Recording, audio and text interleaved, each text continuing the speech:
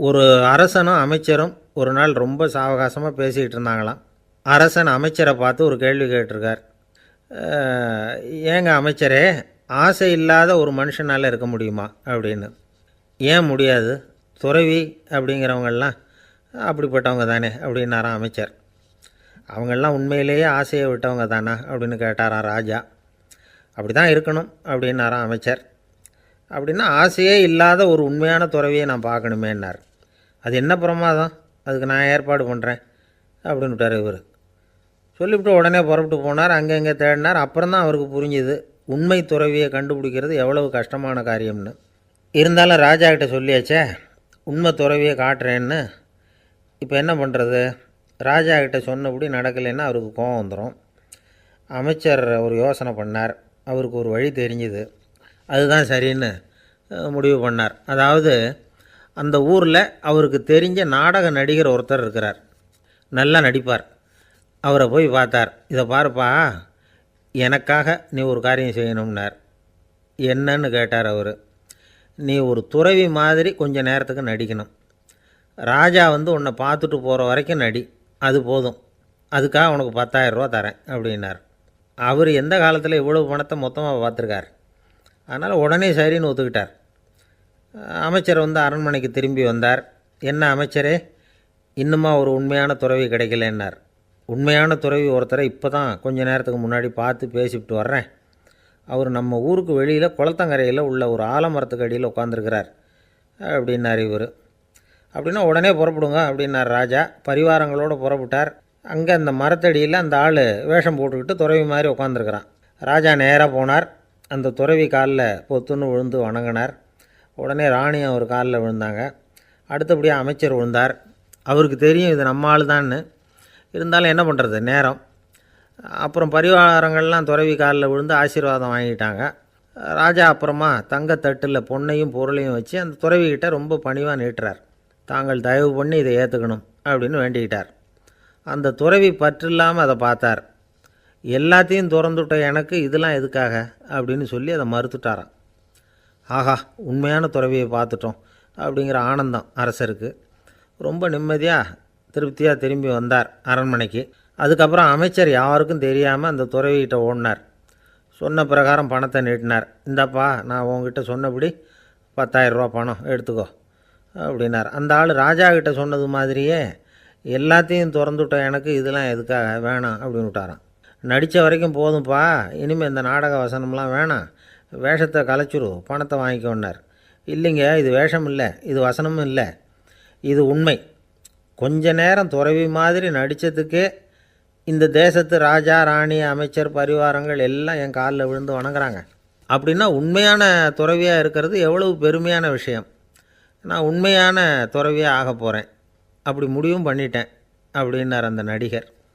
வேஷம் கூட எப்படிப்பட்ட விளைவுகளை உண்டு பண்ணுது பார்த்தீங்களா. நம்மால் ஒருத்தன் ரொம்ப வசதியாக தான் இருந்தான். ஒரு நாள் அவன் சொத்து பூரா திருட்டு போட்டுது. அதுக்கப்புறம் இவன் துறவி மாதிரி ஆகிட்டான். ஊர் ஊராக சுற்றினான். ஒரு குருநாதரை தேடி கண்டுபிடிச்சான். அவர்கிட்ட சீடனாக சேர்ந்துக்கிட்டான். அவனை பார்த்து ஒருத்தர் கேட்டார், நீ உண்மையான சீடன் தானான்னு. இல்லைங்க, சீடன் மாதிரி நடிச்சுக்கிட்டு இருக்கிறேன் அப்படின்னா. அது குரு துரோகம் இல்லையா அப்படின்னு கேட்டார் அவர். இல்லைங்க, நான் பண்ணது குரு துரோகம் இல்லை, என் குரு பண்ணது தான் துரோகம். என்னுடைய பணத்தை கொள்ளையடித்தது இவர் தான். அதை எங்கே வச்சுருக்காருன்னு கண்டுபிடிக்கிறதுக்காக தான் இவர்கிட்ட சீடனாக சேர்ந்துருக்கிறேன் அப்படின்னா. ஒருத்தர் மனசில் நிம்மதி இல்லாமல் உட்காந்துருந்தார். என்ன சார் விஷயம் அப்படின்னு விசாரித்தேன். அகலக்கால் வச்சுட்டேன், அதுதான் அவதிப்படுறேன்னார். விவரமாக சொல்லுங்கன்னு. வீடு கட்டணும்னு ஆரம்பித்தேன், வேலை பாதியிலேயே நிற்கிது, கையில் பணம் இல்லை அப்படின்னார். இது மாதிரி ஆசாமிகள் பல பேரை நீங்கள் பார்த்துருக்கலாம். இவங்கெல்லாம் சுலபமாக மன அழுத்தத்துக்கு ஆளாயிடுறாங்க. மன உளைச்சல், அதாவது ஸ்ட்ரெஸ் அப்படின்னு சொல்கிறோமே, அதுக்கு அடிப்படையான சில காரணங்கள் உண்டு. அதாவது மிகையாக திட்டமிடுதல் அப்படிங்கிறதும் ஒரு முக்கியமான காரணம். நடைமுறை சாத்தியம் என்னங்கிறத மனசில் வச்சுக்கிட்டு எந்த திட்டத்தையும் தீட்டணும், அப்போ தான் அது சரியாக வரும். ரெண்டாவது காரணம் என்ன தெரியுமா? ஒரே நேரத்தில் பல்வேறு செயல்களில் ஈடுபடுறது. தொலைபேசியில் பேசிக்கிட்டே கையில் இருக்கிற கடிதத்தை படிச்சுக்கிட்டே எதிரில் உட்காந்துக்கிட்டு இருக்கிறவருக்கும் அப்பப்போ பதில் சொல்லிக்கிட்டு மனசில் பல்வேறு சிந்தனைகளை அப்படியே ஓட விட்டுக்கிட்டு இருக்கிறது. இதுவும் மன அழுத்தத்தை உண்டாக்குது. மூணாவது காரணம், எதிலேயும் வெற்றி மட்டும் எதிர்பார்க்குற ஒருதலைப்பட்சமான ஆர்வம். நாம் தொட்டதெல்லாம் வெற்றியாகவே முடியணும் அப்படின்னு எதிர்பார்க்குறவங்க ஏதாவது ஒன்றில் தோல்வியை கண்டால் தோண்டு போயிடுறாங்க. எப்படியும் முடியலாம்ங்கிற எண்ணம் ஏற்கனவே நமக்குள்ளே இருந்துட்டுதுன்னா அந்த அவஸ்தை வராது. அதனால் அதுவும் நம்ம வளர்த்து கொள்ள வேண்டிய ஒரு குணம். மன உளைச்சல் ஏற்படுறதுக்கு இன்னொரு காரணம், எதையும் வேகமாக செஞ்சுடணும் அப்படிங்கிற துடிப்பு. அந்த துடிப்பே மனசை அழுத்த ஆரம்பிச்சிடும். எந்த ஒரு காரியத்திலையும் தாமதமோ இடையூறோ ஏற்பட்டால் அதை பொறுத்துக்கிற மனப்போக்கம் வேணும். அது இல்லாதவங்க அழுத்தத்துக்கு ஆளாயிடுறாங்க. சில பேர் வேலைன்னு எந்த நேரம் பார்த்தாலும் வேலையே கதின்னு கிடப்பாங்க. பொழுதுபோக்குக்கோ உடற்பயிற்சிக்கோ குடும்பத்தில் உள்ளவங்க அல்லது நண்பர்கள் கூட கலந்துரையாடவோ கொஞ்சம் கூட நேரம் ஒதுக்க மாட்டாங்க. இந்த சுபாவம் மன அழுத்தத்தை உண்டு பண்ணும். இதையெல்லாம் புரிஞ்சுக்கிட்டு அதிலிருந்து விடுபடுறது எப்படின்னு யோசிக்கணும். வல்லுநர்கள் இது தொடர்பாக சில யோசனைகளை சொல்லி வச்சுருக்கிறாங்க. அது என்னென்னா, வாழ்க்கைங்கிறது பிரச்சனைகளால் பின்னப்பட்ட ஒன்று. அது எப்போவுமே முடிவடையாத ஒரு தொடர்கதை அப்படிங்கிறத முதல்ல நாம் புரிஞ்சுக்கணும். ஒரே நேரத்தில் ஒரு காரியத்தில் மட்டுமே நாம் கவனம் செலுத்தணும். அடுத்தவங்க காரியத்தில் தலையிடக்கூடாது. எதையும் பேச ஆரம்பிக்கிறதுக்கு முன்னாடி நம்மை நாமே கேட்டுக்க வேண்டிய கேள்வி 2. 1, நான் சொல்ல போகிறது ரொம்ப முக்கியமானதா? 2வது, நான் சொல்கிறத அவங்க கேட்குறதுக்கு ஆசைப்படுறாங்களா? நான் பேசுகிறதுக்கு அது சரியான நேரம் தானா? இதை யோசித்து பார்த்ததுக்கப்புறம் எதையும் பேச ஆரம்பிக்கணும். முடிஞ்ச அளவுக்கு வளைந்து போகிற சுபாவத்தை வளர்த்துக்கணும். நம்ம நேரம் விலை மதிப்பு இல்லாதது. அதை வீணாக்கக்கூடாது. சிரிக்க தெரியலனாலும் பரவாயில்ல, முகத்தில் கொஞ்சம் புன்முறுவலாவது காட்டணும். இதெல்லாம் ரொம்ப முக்கியம். அடுத்தவங்க ஏதாவது செஞ்சால் உடனே நன்றி சொல்ல மறக்கக்கூடாது. தினமும் கொஞ்சம் நேரத்தை தனிமையில் செலவு பண்ணணும். மன உளைச்சலிருந்து விடுபடுறதுக்கு 3 முக்கிய வழிகள் சொல்கிறாங்க. அதை சுருக்கமாக ரெட் அப்படின்னு சொல்கிறாங்க. RED ஆங்கில எழுத்தில். அந்த முதல் எழுத்து R, அது என்னென்னா ரிலாக்ஸேஷன், அதாவது இடை ஓய்வு. 2வது E எக்ஸர்சைஸ், உடற்பயிற்சி. 3வது டயட், திட்டமிட்ட உணவு முறை. அதனால் தியானம், மூச்சு பயிற்சி இதெல்லாம் இந்த இடை ஓய்வுக்கு வழிகள். எந்த வேலையையும் தொடர்ந்து செய்யக்கூடாது. எல்லார்கிட்டையும் கலகலப்பாக பழகணும். மாதத்துக்கு ஒரு நாளாவது குடும்பத்தோடு வெளியில் போயிட்டு வரணும். சுலபமான உடற்பயிற்சிகளை செய்யலாம். உடற்பயிற்சிங்கிறது நமக்காக நாம் செய்கிற ஒரு நீண்டகால முதலீடு அப்படின்னு சொல்லுவாங்க. அதாவது லாங் டேர்ம் இன்வெஸ்ட்மெண்ட்டாக. அளவோடு சாப்பிட்ணும், மெதுவாக சாப்பிட்ணும். இதெல்லாம் கொஞ்சம் மனசில் வச்சுக்கிட்டு நடந்துக்கிட்டால் மகிழ்ச்சியாக வாழலாம். சில பேர் சாப்பாட்டு விஷயத்தில் ரொம்ப அக்கறை எடுத்துக்கிறது உண்டு. ஒரு குண்டு ஆசாமி சாப்பிட உக்காந்தார். முதல்ல ஒரு மாத்திரை சாப்பிட்டார். எதுக்குன்னு கேட்டோம். பசி எடுக்கிறதுக்குன்னார். சாப்பிட்டு முடித்தார். பிறகு மறுபடியும் ஒரு மாத்திரை சாப்பிட்டார். இது எதுக்குன்னு கேட்டோம். சாப்பிட்டது ஜீரணமாகறதுக்கு அப்படின்னார். ஒரு சின்ன பையன் வந்தான். அவனை பார்த்து ஒரு கேள்வி கேட்டோம். ஏன்ப்பா உங்கள் வீட்டில் அம்மா புத்திசாலியா அப்பா புத்திசாலியா அப்படின்னு. அவன் அலட்சியமாக நம்மளை பார்த்து சிரிக்கிறான். என்ன சார் இது, இந்த காலத்தில் இது கூட தெரியாமல் இருக்கிறீங்களே அப்படிங்கிறான். ஒரு சின்ன பையன் நம்மளை பார்த்து இப்படி கேட்டு விட்டானே அப்படின்னு நினைக்கிறப்போ நமக்கு ஒரு மாதிரி ஆகிடும். அதுக்கப்புறம்தான் இந்த தாத்தா பாட்டிலாம் சொல்கிற ஒரு கதை ஞாபகத்துக்கு வந்தது. அது என்ன கதை தெரியுமா? ஒரு ஊரில் ஒரு அம்மாவும் பிள்ளையும் இருந்தாங்களாம். அந்த மகனுக்கு திடீர்னு தேசாந்திரம் போய் வரணும்னு ஆசை வந்துட்டுது. ஊராக போய் சுற்றி பார்க்கணுங்கிற ஆசை. அந்த அம்மாவுக்கு இது பிடிக்கல. மகனை பிரிஞ்சு இருக்கிறதுக்கு அவங்க மனசு இடம் கொடுக்கல. வேணாப்பான்னு சொல்லி பார்த்தாங்க, அவன் கேட்கல. திடீர்னு புறப்படவும் செஞ்சுட்டான். சரி, இனிமேல் அவனை தடுக்க முடியாதுன்னு முடிவு பண்ணிட்டாங்க அந்த அம்மா. இருந்தாலும் புத்திசாலித்தனமாக ஒரு யோசனை பண்ணாங்க. மகனை கிட்டத்தில் கூப்பிட்டாங்க. அவங்ககிட்ட சொன்னாங்க, இதை பாருப்பா, நீ தேசாந்திரம் போகிறதுன்னு தீர்மானம் பண்ணிவிட்ட.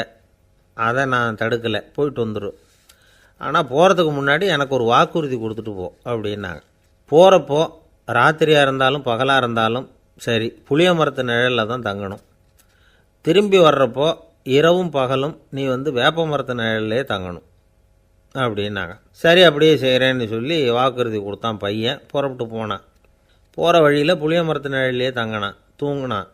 அப்படி போய்கிட்டே இருந்தான். 7வது நாள் அவன் உடம்பு சுகமில்லாமல் போயிட்டுது. ரொம்பவும் பலவீனமாயிட்டான். இனிமேல் நடக்க முடியாதுங்கிற நிலைமை வந்துட்டுது. யோசித்து பார்த்தான். சரி, இதுக்கு மேலே போக வேண்டாம் அப்படின்னு முடிவு பண்ணிவிட்டு திரும்பி வர ஆரம்பிச்சிட்டான். திரும்பி வர்றப்போ வழியில் வேப்ப மரத்து நிழலையே தங்கி வந்தான். நாளுக்கு நாள் உடம்பு சரியாக வந்துட்டுது. 7ஆவது நாள் வீட்டுக்கு சேர்றான். உடம்பு பழையபடியே கலகலப்பாயிட்டுது. பூரண சுகம். தேசாந்திரம் போன பையன் திரும்பி வந்துட்டானே அப்படின்னு அந்த அம்மா ஆச்சரியப்படலை. ஏன்னா அவங்களுக்கு தெரியும் இப்படி ஆகும்னு. பையன் சீக்கிரமாக திரும்பி வரணுங்கிறதுக்காக தான் அவங்க அந்த யோசனையை சொன்னாங்க. என்ன விஷயங்கிறதையும் அவங்களே சொன்னாங்க. மகனே, புளிய மரத்து நிழல் உடம்புக்கு உஷ்ணத்தை கொடுக்கும், சீக்கம் உண்டாக்கும். அதனால் நீ தொடர்ந்து புளிய மரத்து நிழலில் தங்கினாவே நோய்க்கு ஆளாயிட்ட. அதனால் நல்ல பயணத்தை முடிச்சுக்கிட்டு திரும்பி வரணுங்கிற முடிவுக்கு வந்துட்ட. திரும்பி வர்றப்போ நீ தங்கினது வேப்ப மரத்து நிழல். அது உடம்புக்கு குளிர்ச்சியை தரக்கூடியது, நோயை தீர்க்கக்கூடியது. அதனால் சுகமாக வீட்டுக்கு சேர்ந்துட்ட. உன்னோட தேசாந்திர பயணத்தை தடுக்கிறதுக்காக தான் இப்படி பண்ணினேன் அப்படின்னாங்களாம் அந்த அம்மா. பார்த்தீங்களா அம்மாவோட புத்திசாலித்தனத்தை? அப்பாவாக இருந்தால் இப்படியா பண்ணுவார்?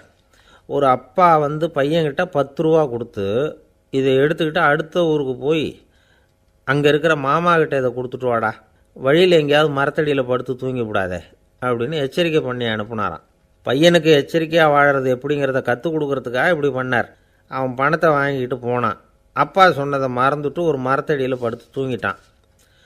அவனுக்கு தெரியாமல் அவன் பின்னாடியே போன அப்பா அவன் கையில் இருந்த அந்த 10 ரூபாயை நைஸாக எடுத்துகிட்டு வந்துட்டார். அவன் பையில் தானே வச்சுருந்தான், அது தெரியாமல் எடுத்துகிட்டு வந்துட்டார். அவன் தூங்கிக்கிட்டு இருக்கான். எடுத்துகிட்டு ஒரு மறுபடியும் வீட்டுக்கு வந்துட்டார். பையன் முழிச்சுக்கிட்டு பையை தடவி பார்க்குறான், பணத்தை காணும். அழுதுகிட்டே திரும்பி வந்தான். அப்பா கிட்டே விஷயத்த சொன்னான். அப்பா சிரிச்சுக்கிட்டே சொன்னார், அதுக்கு தான்ப்பா ஆரம்பத்திலேயே எச்சரிக்கை பண்ணினேன், இனிமேலாவது நீ ஜாக்கிரதையாக இருக்கணும் அப்படிங்கிறதுக்காக தான் இப்படி பண்ணினேன். அந்த பணம் எங்கேயும் போயிடலை, நான் தான் அதை உனக்கு தெரியாமல் எடுத்து வச்சிருக்கிறேன். இதோ பாரு அப்படின்னு சொல்லிக்கிட்டு சைடு பாக்கெட்டில் கையை விட்டா அது ஓட்டையாக இருக்குது. அதை எவனோ ஏற்கனவே கத்திரிச்சு எடுத்துகிட்டு போட்டான். இப்போ அப்பா முகத்தில் அசடு வழிஞ்சுதான். ஒருத்தர் ரொம்ப அவசரமாக வந்தார். சார், மனுஷன் நிம்மதியாக இருக்கிறதுக்கு என்ன வழின்னு கேட்டார். சீக்கிரமாக ஒரு கல்யாணத்தை பண்ணிங்க, எல்லாம் சரியாக போடும் அப்படின்னோம். அவர் ஒரு மாதிரியாக பார்த்தார். ஏற்கனவே எனக்கு கல்யாணம் ஆகிட்டுது சார், அதனால தானே நிம்மதியாக இருக்கிறதுக்கு வழி கேட்குறேன் அப்படின்னார். சரி, இவர் ஒரு மாதிரியான கேஸ் அப்படின்னு நினச்சிக்கிட்டு நம்மக்கிட்ட இருந்த ஒரு சின்ன புத்தகத்தை அவர்கிட்ட தூக்கி கொடுத்தோம். இதை படித்து பாருங்கன்னு. கல்யாணத்துக்கு பிறகும் சந்தோஷமாக இருக்கிறதுக்கு என்ன வழி அப்படிங்கிற கேள்விக்கு அந்த புத்தகத்தில் விளக்கம் இருந்தது.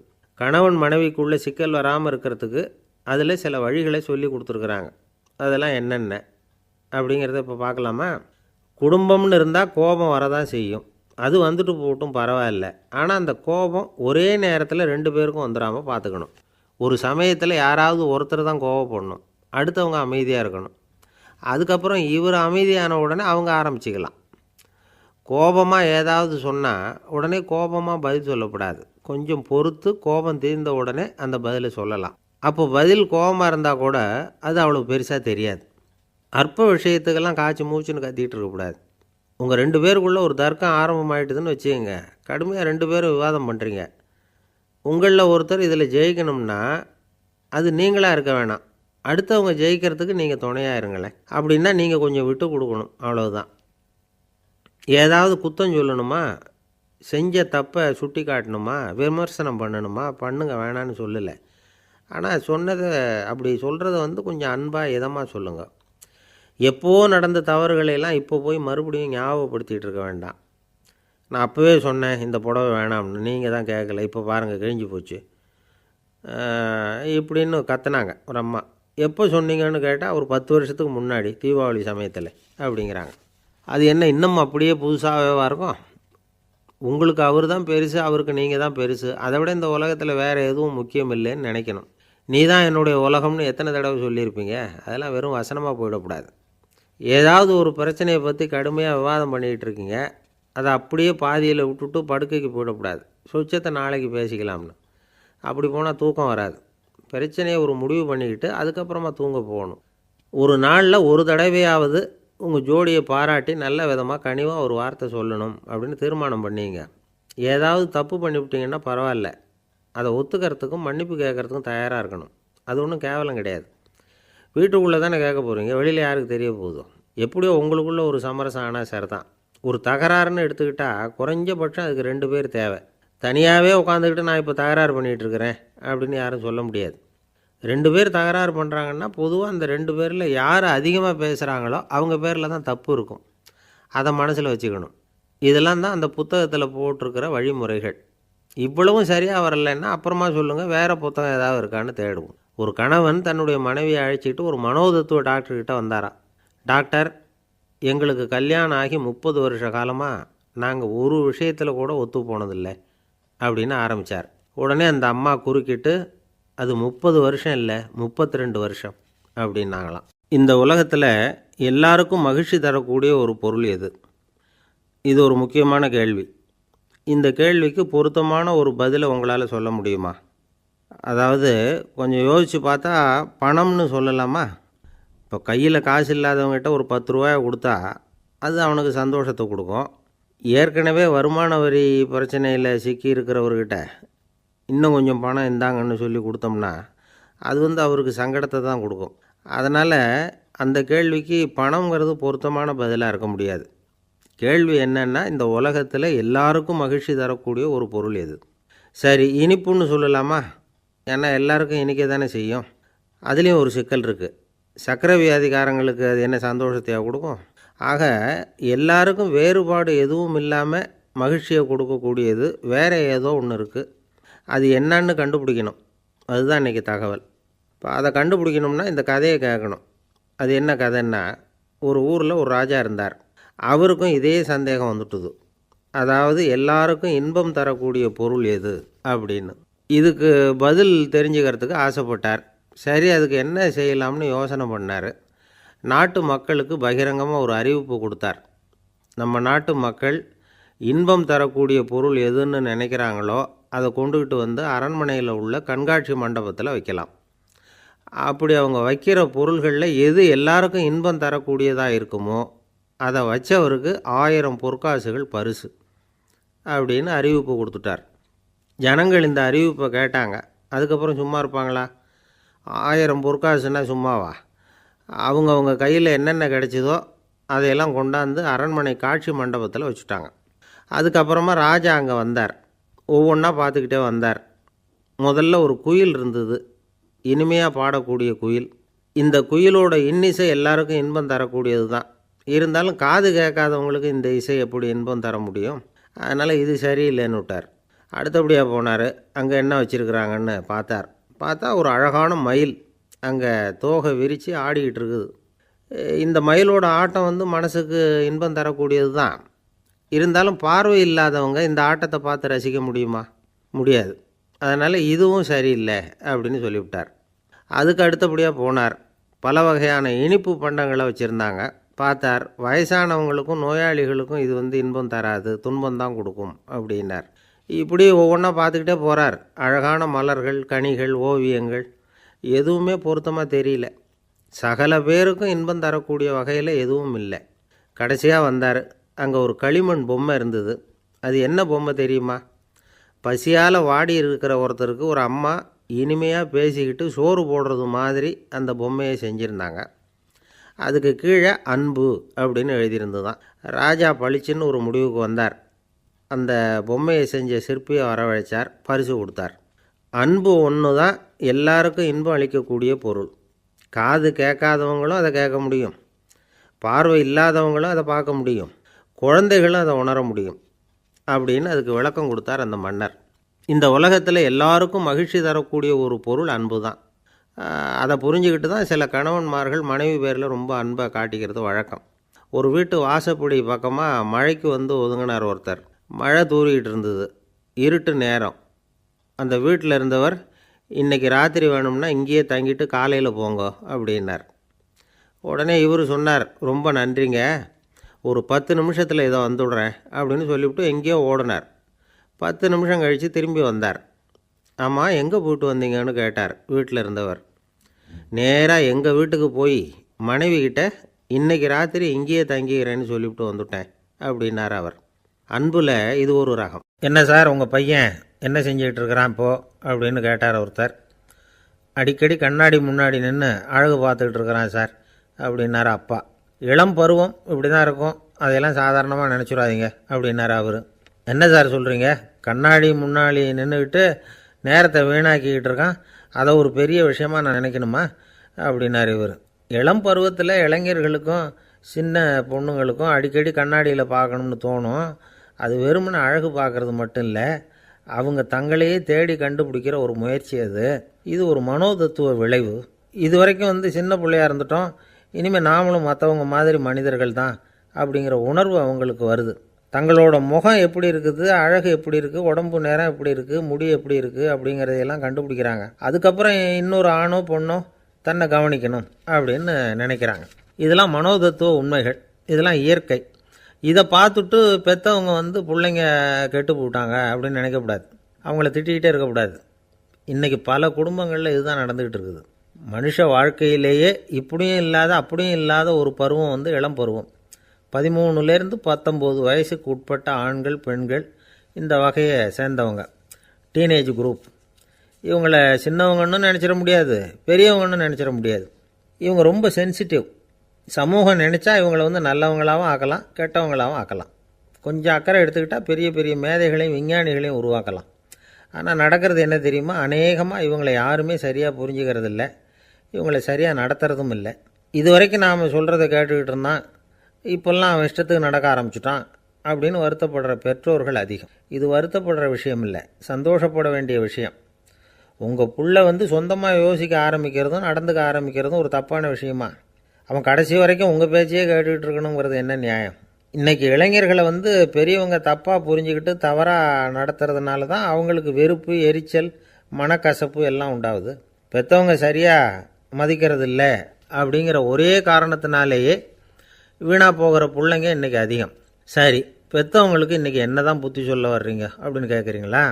நாம் எதையும் சொல்ல வரல, ஆனால் அது சம்பந்தமான சில நிபுணர்கள் சொல்லியிருக்கிறத உங்கள் காதில் போட்டு வைக்கலாம். அது என்னென்னா, பிள்ளைங்கக்கிட்ட அன்பு செலுத்துங்க. குழந்தையாக இருந்தப்போ எவ்வளவு பாசமாக இருந்தீங்க, வளர வளர அதை ஏன் குறைச்சிக்கிறீங்க? பெற்றவங்களின் அன்பான வார்த்தைகளுக்கு ஏங்குறவங்க தான் இன்றைய இளைஞர்கள். அவங்க எதை சொன்னாலும் அதை அக்கறையாக காது கொடுத்து கேளுங்க, அலட்சியப்படுத்தாதீங்க. அவங்க விரும்புகிறது உங்கள்கிட்டேருந்து ஒரு மதிப்பு, மரியாதை, அங்கீகாரம், இவ்வளவு தான். அவங்க அவங்களாவே முடிவுகள் எடுக்கட்டும், அதுக்கு நீங்கள் உதவியாக இருங்க, அது போதும். மற்றவங்க முன்னாடி, முக்கியமாக அவங்க நண்பர்கள் முன்னாடி அவங்கள பற்றி மட்டமாக பேசாதீங்க. அவங்கக்கிட்ட பொய் சொல்லக்கூடாது. நீங்கள் சொன்னது பொய்ன்னு தெரிஞ்சு போச்சுன்னா உங்கள் பேரில் அவங்களுக்கு இருக்கிற மதிப்பு போயிடும், நம்பிக்கை போயிடும். அவங்களுக்கு முன்னாடி நீங்கள் சண்டை போடக்கூடாது. உங்கள் பிள்ளைய எப்பவும் இன்னொரு பிள்ளையோட ஒப்பிட்டு பேசுகிற வேலையே வேணாம். கூட பிறந்த மற்றவங்களோட கூட ஒப்பிடக்கூடாது. இப்படி செஞ்சால் அவன் உங்ககிட்டையும் பிரியமாக இருக்க மாட்டான், அவங்ககிட்டையும் பிரியமாக இருக்க மாட்டான். புள்ள எங்கே போகிறான், என்ன பண்ணுறான் அப்படின்னுலாம் துப்பறிஞ்சிக்கிட்டு இருக்கக்கூடாது. இளைஞர்கள் தனிமையை விரும்புகிறவங்க. அவங்கள பெட்டியில் வச்சு மூடி பாதுகாக்கணும்னு நினைக்கக்கூடாது. அவங்கள எப்படி பாதுகாக்கிறது அப்படிங்கிறது அவங்களுக்கே தெரியும். உங்கள் புள்ள எப்படி நடந்துக்கணும்னு நீங்கள் எதிர்பார்க்குறீங்களோ அது மாதிரி நீங்கள் நடந்து காட்டுங்க, அது போதும். ஒரு வீட்டில் அப்பாவும் அம்மாவும் பேசிக்கிட்டு இருக்கிறாங்க. என்னங்க, நம்ம பொண்ணு பெரியவளாயிட்டா, அடிக்கடி கண்ணாடி முன்னாடி போய் நின்றுக்கிட்டு இருக்கிறா, சீக்கிரமாக ஒரு பையனை பார்த்து கல்யாணத்தை முடிக்காமல் இப்படி மசன்னு கல் மாதிரி உட்காந்துருக்குறீங்களே அப்படின்னு சத்தம் போட்டாங்க அந்த அம்மா. அவசரப்படாத, பார்க்குறதுக்கு கண்ணுக்கு அழகாக லட்சணமாக புத்திசாலியாக ஒரு பையன் கிடைக்க வேணாமா, அதுதான் பார்த்துக்கிட்டு இருக்கிறேன் அப்படின்னார் அப்பா. இதுக்கு அந்த அம்மா சொல்கிறாங்க, எங்கள் அப்பா இப்படியெல்லாம் நினச்சிக்கிட்டு இருந்திருந்தா எனக்கு கல்யாணமே ஆகிருக்காது தெரியுமா அப்படின்னாங்களாம். ஒரு ஆஃபீஸில் வேலை பார்க்குற ஒருத்தர் ஏதோ தப்பு பண்ணிவிட்டார். உடனே மேல் அதிகாரி அவரை கூப்பிட்டு அனுப்புனார். நீ செஞ்சது தப்புன்னார் கோபமாக. இது ஒரு ரகம். சில அதிகாரிகள் இப்படி நீங்கள் செஞ்சது தப்புன்னு சொல்கிறதில்ல, நீங்கள் செஞ்சது சரி அப்படின்னு சொல்கிறதில்ல. எப்படி சொல்லுவாங்கன்னா, நீங்கள் செஞ்சது சரியில்லைன்னு நான் நினைக்கிறேன் அப்படின்னு சொல்லுவாங்களாம். அதாவது சில பேர் நீங்கள் செஞ்சது தப்புங்கிறாங்க, அதையே மாற்றி சொல்கிறாரு இவர், நீங்கள் செஞ்சது சரியில்லைன்னு நினைக்கிறேன். இது ரெண்டும் அர்த்தம் ஒன்று தான், இருந்தாலும் வார்த்தைகள் வித்தியாசம். நிர்வாக திறமை இல்லாத ஒரு அதிகாரி யூ ஆர் ராங் அப்படின்னு சொல்லுவாராம். நிர்வாக திறமை உள்ள அதிகாரியாக இருந்தால் அதையே கொஞ்சம் மாற்றி I think you are not correct அப்படிம்பாராம்.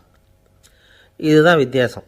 இருந்தாலும் வார்த்தைகளை உபயோகப்படுத்துகிற விதத்தை வச்சு தான் வேலை நல்லா நடக்கிறதும் நடக்காததும் இருக்குது. விவரம் தெரிஞ்சவங்க என்ன சொல்கிறாங்க தெரியுமா? Be a leader not a boss அப்படிங்கிறாங்க. ஒரு லீடராக இரு, பாஸாக இருக்காதே அப்படிங்கிறாங்க. சரி, அப்படின்னா லீடருக்கும் பாஸுக்கும் வித்தியாசம் உண்டா அப்படின்னு கேட்டால் இருக்குன்னு சொல்கிறாங்க. லீடருங்கிறவர் வேறு, பாஸுங்கிறவர் வேறு. ஒரு லீடர் எப்படி நடந்துக்குவார், ஒரு பாஸ் எப்படி நடந்துக்குவார், இதை முதல்ல நாம் தெரிஞ்சுக்கணும். அவங்க எப்படி நடந்துக்குவாங்க அப்படிங்கிறதுக்கு சில விவரங்கள் இருக்குது. அதை கேட்டோம்னா நாம் புரிஞ்சுக்கலாம் அதை. அதாவது பாஸுங்கிறவர் விரட்டிக்கிட்டே இருப்பார், லீடருங்கிறவர் ஊக்கப்படுத்திக்கிட்டே இருப்பார். நாளைக்கு சாயந்தரத்துக்குள்ளே அந்த வேலையை செஞ்சு முடிக்கலைன்னா தொலைச்சி விடுவோம் தொலைச்சி அப்படிம்பார் அவர். இவர் எப்படி சொல்லுவார்னா, இது வரைக்கும் நீங்கள் செஞ்சுருக்கிற வேலை ரொம்ப அற்புதம் அப்படிம்பார். பாஸுங்கிறவர் அதிகாரத்தை நம்பி செயல்படுறவர், லீடருங்கிறவர் நல்லெண்ணத்தை நம்பி செயல்படுறவர். நம்மக்கிட்ட அதிகாரம் இருக்குது, பவர் இருக்குது, அதனால் காரியத்தை சாதிச்சுடலாம் அப்படின்னு நினைக்கிறவர் அவர். மற்றவங்கக்கிட்ட ஒரு நல்ல அபிப்பிராயத்தை சம்பாதிச்சுக்கிட்டு அது மூலமாக காரியங்களை சாதிக்கிறவர் இவர். பாஸுங்கிறவர் பயத்தை உண்டு பண்ணுவார், லீடருங்கிறவர் அன்பை பரவ செய்வார். அதை செய்யலைன்னா ஆடிட்டில் தகராறாயிடும், இது செய்யலைன்னா இன்க்ரிமெண்ட்டு கட் ஆகிடும், இப்படி ஏதாவது சொல்லி பயமுறுத்திக்கிட்டே இருப்பார் அவர். இவர் அப்படி இல்லை.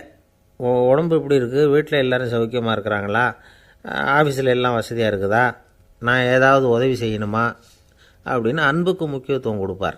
பாஸுங்கிறவர் எதுக்கெடுத்தாலும் நான் சொல்லிகிட்டு இருப்பார், லீடருங்கிறவர் நாமன்னு சொல்லிகிட்டு இருப்பார். பாஸுங்கிறவர் தப்புக்கு காரணம் யாருன்னு பார்ப்பார், லீடருங்கிறவர் தப்பு என்னன்னு பார்ப்பார். இதுதான் ரெண்டு பேருக்கு வித்தியாசம். The boss shows who is wrong, the leader shows what is wrong அப்படின்னு சொல்லுவாங்க. இந்த காரியம் எப்படி செய்யப்பட்டிருக்கு அப்படின்னு தெரிஞ்சுக்கிறவர் பாஸ். இந்த காரியத்தை எப்படி செய்யணும்னு செஞ்சு காட்டுறவர் லீடர். பாஸுங்கிறவர் பணியாளர்களை திட்டுவார், லீடர் மரியாதைக்குரியவராக நடத்துவார், அதுக்குரியவராக அவர் நடந்துக்குவார். செய்கிற வேலையை ஒரு சுமையாக நினைக்க வைக்கிறவர் பாஸ், செய்கிற வேலையை ஒரு சந்தோஷமாக ஆக்கிறவர் லீடர். ஒரு முதலாளியாக இருக்கிறவர் அல்லது ஒரு நிர்வாகியாக இருக்கிறவர் இது மாதிரியான நுணுக்கங்களையெல்லாம் தெரிஞ்சு வச்சுக்கிறது நல்லது. ஒரு பாஸ் இருக்கார், அவர் ஒரு நாள் ரொம்ப பெருமையாக தன்னோட ஆஃபீஸை பற்றி பேசிக்கிட்டு இருந்தார். எனக்கு கீழே 200 பேர் வேலை செய்கிறாங்க சார், நான் ஒரு கோடு கிழிச்சா அவங்க அதை தாண்டாத அளவுக்கு நான் நடந்துக்கிறேன் சார் அப்படின்னார் அவர். அது எப்படி முடியுது உங்களால் அப்படின்னு கேட்டோம். நான் கோடே கிழிக்கிறதில்ல சார் அப்படின்னார். பந்திக்கு முந்தர ஆசாமிகள் நம்மளில் பல பேர் உண்டு. அப்படி முந்தறதுக்கு கூட முயற்சி பண்ணுறவங்க நிறைய பேர் இருக்கிறாங்க. இதில் என்ன ஒரு விஷயம்னா, பந்திக்கு முந்துறது கூட தப்பு இல்லை. ஆனால் அப்படி ஒரு விருந்தில் ஆளாக போய் உட்காந்து சாப்பிட்டா கூட வெளியில் வர்றப்ப என்ன பெரிய விருந்து வச்சுட்டான், சாம்பாரில் உப்பு இல்லை, ரசத்தில் காரம் இல்லை அப்படின்னு குறை சொல்லிகிட்டே வர்றது இருக்குது பாருங்கள், அது சரியில்லை, நாகரிகமும் இல்லை. கல்யாண பத்திரிகையில் என்ன போட்டிருக்குது, என் பொண்ணுக்கும் இன்னார் பையனுக்கும் கல்யாணம், எல்லாரும் குடும்பத்தோடு வந்திருந்து மணமக்களை ஆசீர்வதிக்கணும், இப்படி தானே போட்டிருக்கோம். குடும்பத்தோடு விருந்து சாப்பிட்டு சாப்பாடு எப்படி இருக்குன்னு அபிப்பிராயம் சொல்லிவிட்டு போங்க அப்படின்னா போட்டிருக்கு கல்யாண பத்திரிகையில். ஒருத்தர் வீட்டு விசேஷத்துக்கு போயிருக்கோம்னா எவ்வளவோ அசௌகரியங்கள் நமக்கு ஏற்படலாம். ஏராளமான கூட்டம் வந்திருக்கும், எல்லாரையும் அவங்க தனித்தனியாக கவனிச்சிக்கிட்டு இருக்க முடியாது. நாம் தான் அனுசரித்து நடந்துக்கணும். நாமளாக போய் வாழ்த்த வேண்டியவங்களை வாழ்த்தி விட்டு சேரணும். அதை விட்டுட்டு பத்திரிக்கை கொடுத்தானேன்னு போனேன், கவனிப்பே சரியில்லை அப்படின்னு புலம்பிக்கிட்டு இருக்கக்கூடாது. ஒரு விருந்துக்கு போனால் அங்கே எப்படி நடந்துக்கணும் அப்படிங்கிறத பற்றி கூட அனுபவசாலிகள் சில விவரங்கள்லாம் சொல்லியிருக்கிறாங்க. இந்த காலத்தில் கல்யாணம், பிறந்த நாள், அது இதுன்னு நிறைய விருந்துகள் நடக்குது. அதெல்லாம் எதுக்காக? மனித உறவுகளை வளர்த்துக்கிறதுக்காக தான், வேறு எதுக்கு? ஒரு விருந்துக்கு போனால் அமைதியாக பொறுமையாக போய் உட்காரணும். அடித்து பிடிச்சிக்கிட்டு இடத்த பிடிக்க போகிறேன் அப்படின்னு நிற்கக்கூடாது. முதல் பந்தி நடந்துக்கிட்டு இருந்தால் அது முடிஞ்சு இலை எடுத்து சுத்தம் பண்ணதுக்கு அப்புறம் போய் உட்கார்றது தான் நாகரீகம். இலை எடுக்கிறதுக்கு முன்னாடியே அங்கே போய் உட்காந்தா நல்லா இருக்காது. நீங்கள் சாப்பிட்டுட்டு உட்காந்துருக்கீங்களா, சாப்பிட்றதுக்கு உட்காந்துருக்கீங்களா, பார்க்குறவங்களுக்கு சந்தேகம் வந்துடும். அதே மாதிரி இலையில் எல்லா ஐட்டமும் பரிமாறினதுக்கு அப்புறம் சாப்பிட ஆரம்பிக்கணும். ஒவ்வொரு ஐட்டமாக வைக்க நாம் பாட்டுக்கு எடுத்து உள்ளே தள்ளிகிட்டே இருந்தோம்னா எதை வச்சோம் எதை வைக்கலன்னு பரிமாறினவரே குழம்பி போயிடுவார். ஏன்னா எப்போ பார்த்தாலும் இலை காலியாகவே இருக்கும். சாப்பிட்றப்போ உங்கள் சாப்பாட்டையே நீங்கள் கவனிக்கணும். அடுத்தவங்க இலையில் என்ன இருக்குது, பக்கத்தில் இருக்கிறவர் எதை அதிகமாக சாப்பிட்றார், இதெல்லாம் நமக்கு என்னத்துக்கு? எல்லோரும் சாப்பிட்டு முடிக்கிற வரைக்கும் பொறுமையாக இருக்கிறது தான் நல்லது. நீங்கள் மட்டும் திடீர்னு பாதியில் எழுந்திரிச்சு பக்கத்தில் இருக்கிறவங்களுக்கு சங்கடமாக இருக்குமேங்கிறதெல்லாம் யோசிக்காமல் நீங்கள் பாட்டு எழுந்திரிச்சு போகக்கூடாது. பக்கத்தில் உள்ளவங்க உங்களை எழுந்திரிக்க சொன்னால் எழுந்திரிச்சு போகலாம். விருந்துகளில் சாப்பாட்டை வீணாக்கிறதே ஒரு நாகரிகமாக போட்டுது இந்த காலத்தில். சாப்பாட்டுக்கே கஷ்டப்பட்டுக்கிட்டு பல பேர் இந்த உலகத்தில் இருக்கிறப்போ சாப்பாட்டை வீணாக்கிறது எவ்வளோ பெரிய மோசங்கிறத நினச்சி பார்க்கணும். வேணுங்கிற அளவுக்கு கேட்டு வாங்கி சாப்பிட்றது தான் முறை. விருந்தில் இந்த பஃபே அப்படின்னு சொல்லி ஒரு முறை சொல்கிறாங்கல்ல, அதாவது உணவு வகைகளையெல்லாம் பொதுவாக ஒரு இடத்துல வச்சுடுறது, நமக்கு தேவையானதை நாமே எடுத்து ஒரு தட்டில் போட்டுக்கிட்டு சாப்பிட வேண்டியது. இதில் கூட சில பேர் தேவைக்கு அதிகமாக எடுத்து போட்டுக்கிட்டு வீணாக்குறாங்க. சில சமயம் கடைசியாக சாப்பிட போகிறவங்களுக்கு எல்லா ஐட்டமும் கிடைக்காம போகலாம். அதை போய் பெருசு பண்ணிகிட்டு இருக்கக்கூடாது. என்ன சார் இந்த அளவுக்கு கூடவா நாகரிகம் தெரியாமல் இருக்கிறோம், இதை போய் பெருசாக சொல்ல வந்துட்டீங்களே அப்படின்னு நினைக்கலாம். ஒருத்தர் 2 பேருக்கு இந்த விவரம் தேவைப்படலாம். அவங்க காதலையும் இது விழட்டுமேங்கிறதுக்காக தான் இது. ஒரு பெரிய கல்யாண விருந்து நடந்துக்கிட்டு இருந்தது. விருந்து மண்டபத்து வாசலில் ஒருத்தர் நின்றுக்கிட்டு வர்றவங்களையெல்லாம் ரொம்ப மரியாதையாக வணங்கி உள்ளே அனுப்பி வச்சுக்கிட்டு இருந்தார். எப்படி தெரியுமா? வர்றவங்க கையெல்லாம் பிடிச்சி முத்தம் கொடுத்து அதுக்கப்புறம் உள்ளே அனுப்பி வச்சுக்கிட்டு இருந்தாராம். கூட்டம்லாம் முடிஞ்சதுக்கப்புறம் அவர்கிட்ட போய் கேட்டிருக்கிறாங்க, சார் நானும் எவ்வளவோ விருந்துகளுக்கு போயிருக்கிறேன், இருந்தாலும் இவ்வளவு மரியாதையாக வர்றவங்க கைக்கெல்லாம் முத்தம் கொடுத்து வரவேற்கிறத இங்கே தான் பார்க்குறேன் அப்படின்னு சொன்னாங்க. அதுக்கு அவர் சொன்னார், அட போங்க சார், நான் முத்தம் கொடுக்கல, முந்தின பந்திக்கு சாப்பிட்டவங்களே அடுத்த பந்திக்கும் வர்றாங்களான்னு மோந்து பார்த்து அனுப்பி வச்சுக்கிட்டு இருந்தேன் அப்படின்னார். அம்மாக்காரங்களுக்கு அடிக்கடி ஏற்படுற கவலை ஒன்று உண்டு. அதாவது குழந்தை சரியாக சாப்பிட மாட்டேங்குதே அப்படிங்கிற கவலை. இவங்கெல்லாம் ஒரு விஷயத்தை நல்லா புரிஞ்சுக்கணும். குழந்தைகள்ங்கிறவங்க பெரியவங்க மாதிரி இல்லை. அவங்க கடிகாரத்தில் மணியை பார்த்துட்டு சாப்பிட்றதுக்கு உட்கார்ற ரகம் கிடையாது. பசிச்சா சாப்பிடுவாங்க, இல்லைன்னா விளையாடுவாங்க அல்லது தூங்குவாங்க. அது புரியாமல் அவங்கள கட்டாயப்படுத்தி அல்லது மிரட்டி சாப்பிட வைக்கிறது ரொம்ப தப்பு. ஒரு 8 மாத குழந்தைக்கு 3 மணி நேரத்துக்கு ஒரு தடவை பசிக்கும். அந்த நேரம் பார்த்து சாப்பாடு கொடுத்தா அடம் பண்ணாமல் அது பாட்டுக்கு சாப்பிட்றோம். அதே குழந்தைக்கு 1 வயசு ஆகிறப்போ 4 மணி நேரத்துக்கு ஒரு தடவை பசிக்கும். இந்த வயசில் இயற்கையாகவே பசி குறைஞ்சிருக்கும். அது புரியாமல் என் குழந்தை முன்னாடி மாதிரி இப்போ சரியாக சாப்பிட மாட்டேங்கிறான் அப்படின்னு சில பேர் டாக்டர்கிட்ட போய் சொல்லிக்கிட்டு இருப்பாங்க. இன்னொரு விஷயம், ஒரு குழந்தைக்கு வயசு அதிகமாகிற வேகத்துக்கு உடம்பு எடையும் அதிகமாகிக்கிட்டே போகாது. உடம்பு எடை அதிகமாகிற வேகம் குறைஞ்சிக்கிட்டே வரும். 6 மாத குழந்தைக்கு ஒரு வாரத்தில் 150 கிராம் எடை கூடும். ஒரு வயசில் வாரத்துக்கு 71 கிராம் எடை கூடும். இது புரியாமல் அதிகமாக சாப்பாட்டை கொடுத்து குழந்தைய கஷ்டப்படுத்தக்கூடாது. ஏன்னா அளவுக்கு மீறின உணவு அஜீரணத்தை உண்டு பண்ணிவிடும். குழந்தைக்கு ஒரு தட்டில் கொஞ்சமாக ஆகாரத்தை வச்சு கொண்டுகிட்டு போய் கொடுக்கணும். மலை மாதிரி குவிச்சு வச்சா அதை பார்த்ததுமே பசி அடங்கி போயிடும். அடித்து மிரட்டி பயமுறுத்தி குழந்தைய சாப்பிட வைக்கிற பழக்கம் இருக்குது பாருங்கள், அதுக்கு ஃபுட் ஃபோர்ஸிங் அப்படின்னு பேர். இப்படி பண்ணுனா குழந்தைக்கு சாப்பாட்டில் விருப்பம் குறைஞ்சிரும், அதை கண்டாவே வெறுக்க ஆரம்பிச்சிடும். அது மாதிரி உளம் சார்ந்த பசி குறைவு, சைக்கோஜெனிக் அனோரெக்சியா, அது ஏற்படுமா. சாப்பாடுங்கிறதே ஒரு தண்டனை மாதிரி தோணும். குழந்தைகளுக்கு பிடிச்ச மாதிரியான ஆகாரத்தை கொடுக்கணும். சத்து அதிகம் இருக்குங்கிறதுக்காக அதுக்கு பிடிக்காத ஆகாரத்தை கொடுத்து கட்டாயப்படுத்தக்கூடாது. குழந்தைகளுக்கு 2 வயசு ஆகிறப்போ இயற்கையாகவே எதிர்மறை குணம் உண்டாகும். அதாவது அந்த எதிர்மறையாக பேசுகிறது. இது மாதிரி சமயங்களில் நாம் என்ன சொல்கிறோமோ அதுக்கு நேர்மாறாக நடந்துக்கும். ஏட்டிக்கு போட்டி. சாப்பிட சொன்னால் விளையாட போகும், விளையாட சொன்னால் சாப்பாடு கேட்கும். இதை புரிஞ்சுக்கிட்டு நடந்துக்கணும். குழந்தை சொன்ன பேச்சை கேட்கலேன்னு கோவப்படக்கூடாது. குழந்தை வளர வளர பிடிவாத குணம் வர்றது சகஜம். கேட்டதை வாங்கி கொடுத்தா தான் சாப்பிடுவேன் அப்படின்னு பிடிவாதம் பண்ணும். வாங்கி கொடுத்துடுறது தான் உத்தமம். நீங்களும் அதுக்கிட்ட பிடிவாதம் பண்ணிகிட்டு இருக்கக்கூடாது. ஏன்னா கேட்டது கிடைக்கலையேங்கிற ஏமாற்றம் கூட குழந்தையோட பசியை குறைச்சிரும். கேட்டது கிடைச்சிட்டா பசி அதிகமாகும், கொடுத்ததை மலமலன்னு சாப்பிட்றோம். குழந்தைகளுக்கு கண்ட நேரத்தில் சாப்பிட்றதுக்கு எதையாவது வாங்கி கொடுத்துக்கிட்டு இருந்தால் சாப்பாட்டு நேரத்தில் சாப்பிடாமல் அடம் பண்ண ஆரம்பிச்சிடும். பள்ளிக்கூடம் போகிற பிள்ளைங்க காலை உணவை சரியாக சாப்பிட மாட்டாங்க. அச்சம், அவசரம், பரபரப்பு இதெல்லாம் தான் காரணம். பள்ளிக்கு புறப்படுறதுக்கு ஒரு 3/4 மணி நேரத்துக்கு முன்னாடியே சாப்பாடு போட்டுருங்க, அது சரியாக போடும். படிக்கிற குழந்தைகள் உடல் சோர்வு, மனச்சோர்வு இது காரணமாக கூட சாப்பிட மறுக்கிறது உண்டு. இப்போ உதாரணமாக சாயந்தரம் விளையாடி விட்டு வீட்டுக்கு வந்ததும் சாப்பிட சொன்னால் வேணாம்பாங்க. இது உடல் சோர்வு. ரொம்ப நேரம் வீட்டு பாடங்களை செஞ்சு முடித்த கையோடு சாப்பிட சொன்னாலும் அவங்களால சரியாக சாப்பிட முடியாது. இது உளச்சோர்வு, அதாவது மனச்சோர்வு. இதை தவிர குழந்தைகளுக்கு உடல் நலக்குறைவு ஏற்பட்டால் கூட சாப்பிட மறுக்கிறது உண்டு. சில மருந்து மாத்திரைகள் கூட பசியை குறைச்சிரும். அதனால் சரியாக தெரிஞ்சுக்கிட்டு குழந்தைகளை சாப்பிட வைக்கணும். அது புரியாமல் கையில் சாப்பாட்டு தட்டை வச்சுக்கிட்டு குழந்தைகளை விரட்டிக்கிட்டு அலையக்கூடாது. ஒரு சின்ன பையன் சொன்னான், எங்கள் அம்மா சாப்பாடு போடுறது தெரிஞ்சால் நான் உடனே வீட்டை விட்டு வெளியில் ஓடி போடுவேன் அப்படின்னா. ஏன் அப்படி பண்ணுறேன்னு கேட்டோம். எங்கள் அப்பா கூட அது மாதிரி தான் சார் பண்ணுவார் அப்படிங்கிறான். ஒரு பல்கலைக்கழகம், அங்கே ஒரு இலக்கிய பேராசிரியர், அவர் பாடம் நடத்திக்கிட்டு இருந்தார். ராபர்ட் ப்ரௌனிங் எழுதிய கவிதைகளை பற்றி சொல்லிகிட்டு இருக்கிறார். மாணவர்களும் ரொம்ப அக்கறையாக அதை கேட்டுக்கிட்டு இருக்கிறாங்க. ஒரு குறிப்பிட்ட கவிதையை பற்றி சொல்லும் பொழுது அந்த பேராசிரியருக்கே ஒரு சந்தேகம். அதாவது அந்த கவிதையின் சரியான அர்த்தம் என்னங்கிறதுல சந்தேகம். பேராசிரியர் யோசனை பண்ணார். அந்த கவிதையை முழுசாக புரிஞ்சிக்க முடியல. அதனால் மாணவர்களை பார்த்து சொன்னார், மாணவர்களே, ஒரு நாள் பொறுத்துக்குங்க. இந்த கவிதையை எழுதின கவிஞர் எங்கள் வீட்டுக்கு பக்கத்தில் தான் இருக்கிறார். இன்றைக்கி சாயந்தரம் நான் அவரை நேரிலேயே போய் பார்க்குறேன்.